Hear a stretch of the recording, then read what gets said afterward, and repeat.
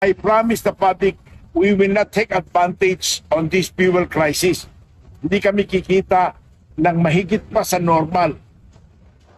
And I'm willing to even lower the income. Baliwala yung sa akin income. In fact, sabi ko nga kung gusto ng gobyerno, pwede nga ng gobyerno bilhin yung petro sa akin kung tingin nila, mas magaling sila magpatakbo di ba?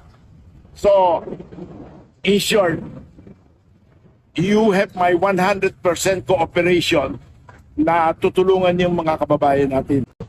Minsan, kahit na mas mataas yung pagkabili namin, kung yung market mababa, hindi bali na, sa sakripisyo na namin, bibili na namin yung mas mahal na crude.